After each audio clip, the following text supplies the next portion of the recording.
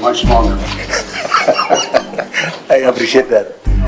I appreciate that. لطالما كنت تعبث معنا وتقدم دائما قرابين الولاء، ونسيت نفسك ومن أتى بك إلى الحكم، ولولا رضانا عنك اليوم لما بقيت في السلطة يوما واحدا. نحصل على أموال دافعي الضرائب بالمليارات سنويا، ودعما عسكريا لا مثيل له، والآن تطعننا في الظهر وتتعاون مع ألد أعدائنا، فلتكن نهايتك قريبة. وزارة الدفاع الأمريكية تهدد عبد الفتاح السيسي سرا بعد تعاونه مع الجيش الروسي، والسيسي لأول مرة يقوم بذكر اسم إسرائيل ويلقبها بالعدو. مثل ما قمنا بهزيمتكم من قبل نستطيع فعلها مجددا. ماذا يحدث في كواليس السياسة المصرية؟ وكيف تغيرت لهجة عبد الفتاح السيسي تجاه أمريكا وإسرائيل؟ ولماذا الآن؟ وهل سوف يصمد السيسي في مواجهة إسرائيل وأمريكا؟ عقوبات أمريكية على مصر. حذرت الولايات المتحدة مصر من احتمال فرض عقوبات عليها بسبب قرار القاهرة المضي قدما في شراء طائرات حربية روسية، العدو الأول للولايات المتحدة. التحذير في رسالة من وزير الخارجية ووزير الدفاع الأمريكي يحثان فيها وزير الدفاع المصري على إلغاء صفقة شراء طائرات روسية من طراز سو 35. وجاء في الرسالة التي استعرضتها صحيفة وول ستريت جورنال أن مصر تخاطر بفرض عقوبات بموجب قانون أمريكي يمنع شراء المعدات العسكرية الروسية.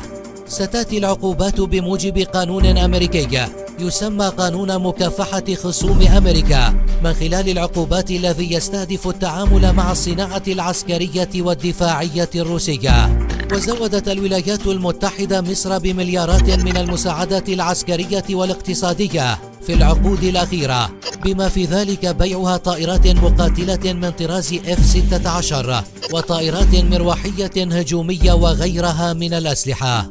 منذ اندلاع الحرب في أوكرانيا في شباط فبراير 2022 قدم عدد قليل من الدول مساعدات مادية لروسيا، على الأقل ليس علنا، كما يشير ستيفان أودران.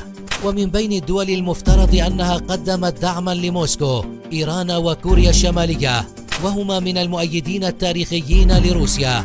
توفر طهران بشكل خاص طائرات بدون طيار. وفي شباط فبراير الماضي كشفت صحيفة وول ستريت جورنال أن وفدا إيرانيا زار روسيا في أوائل كانون 2 يناير كجزء من خطة لبناء مصنع لإنتاج ما لا يقل عن 6000 طائرة مسيرة في السنوات المقبلة.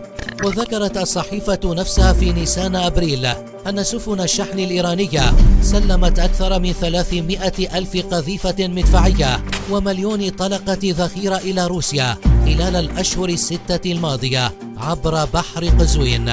فيما يخص كوريا الشمالية، تمتلك هي الأخرى مخزونات هائلة من الأسلحة، ومن ثم فهي تمثل حليفا مهما لروسيا، كما يشير ستيفان أودران.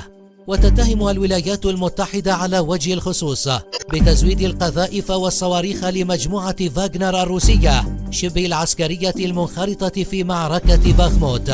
نقلا عن وثائق رفعت عنها السرية، كشفت صحيفة نيويورك تايمز في أيلول سبتمبر المنصرم أن موسكو اشترت ملايين القذائف والصواريخ من بيونغ يانغ.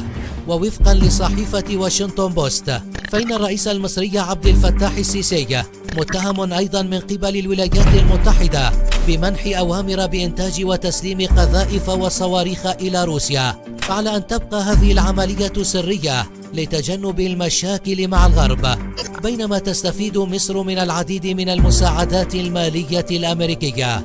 إذا قامت مصر بدعم روسيا بالأسلحة في حربها في أوكرانيا، فإن ذلك سيكون له تأثيرات كبيرة على العلاقات بين مصر والولايات المتحدة الأمريكية. إليك بعض النقاط التي قد تحدث نتيجة ذلك. توتر العلاقات مع الولايات المتحدة. قد يؤدي دعم مصر لروسيا في حربها في أوكرانيا إلى توتر العلاقات بين مصر والولايات المتحدة بشكل كبير. قد تتخذ الولايات المتحدة إجراءات اقتصادية أو دبلوماسية ضد مصر، مثل فرض عقوبات اقتصادية أو تقيدات في التعاون العسكري المستقبلي. الاعتماد على مصادر تسليح بديلة. في حالة توتر العلاقات بين مصر والولايات المتحدة، قد تضطر مصر للبحث عن مصادر تسليح بديلة. قد يلجؤون إلى دول أخرى مثل روسيا أو الصين أو دول أخرى لتلبية احتياجاتهم العسكرية. الضغط الدبلوماسي والسياسي.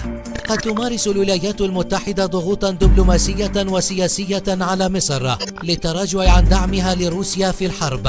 قد تحاول الدبلوماسية الأمريكية التوصل إلى اتفاق أو حوار لتقليل التوترات وحماية المصالح الاستراتيجية للولايات المتحدة في المنطقة. تأثير على التعاون العسكري المستقبلي. قد يتأثر التعاون العسكري المستقبلي بين مصر والولايات المتحدة. قد يتم تقييد الصادرات العسكرية أو تعليق التعاون العسكري المشترك بين البلدين، مما يؤثر على القدرة المصرية على الحصول على التكنولوجيا والتجهيزات العسكرية من الولايات المتحدة. قد تتأثر أيضا التدريبات المشتركة وتبادل المعلومات الاستخباراتية بين البلدين. تأثير على الاستقرار الإقليمي. قد يؤدي دعم مصر لروسيا في حربها في أوكرانيا إلى زيادة التوترات في منطقة الشرق الأوسط. قد تشعر الدول الأخرى في المنطقة بالقلق إزاء تحالفات جديدة وتوجهات سياسية لمصر، مما يزيد من عدم الاستقرار والتوترات الإقليمية. قطع المعونة الأمريكية عن مصر. قطع المعونة الأمريكية على الاقتصاد المصري قد يسبب تأثيرات سلبية عديدة. إليك بعض الأضرار المحتملة. تدهور الاستقرار المالي. قد يؤدي قطع المعونة الأمريكية إلى زيادة عجز الموازنة المصرية وضغوط مالية على الحكومة. قد يتعين على الحكومة خفض الإنفاق العام وتقليص الخدمات الاجتماعية والبنية التحتية، مما يؤثر على الحياة اليومية للمواطنين. تأثير على سوق العمل. قد يؤدي قطع المعونة الأمريكية إلى تراجع الاستثمارات والنمو الاقتصادي في مصر، مما يؤثر سلبا على سوق العمل. قد يحدث تباطؤ في النمو الاقتصادي وارتفاع معدلات البطالة، مما يزيد من الضغوط الاجتماعية والاقتصادية. تراجع الثقة الاستثمارية. قد ينتج عن قطع المعونة الأمريكية تراجعا في ثقة المستثمرين الأجانب والمحليين في الاقتصاد المصري. قد يتردد المستثمرون في إجراء استثمارات طويلة الأجل أو توسيع الأعمال الحالية، مما يقلل من فرص النمو والتوسع الاقتصادي. زيادة في تكاليف الاستيراد. قد يزيد قطع المعونة الأمريكية من تكاليف استيراد المواد الأساسية والسلع الضرورية في مصر، وذلك يرجع إلى تقليص قدرة الحكومة على توفير الدعم والإعفاءات الجمركية، مما يؤدي إلى ارتفاع أسعار السلع والخدمات للمواطنين.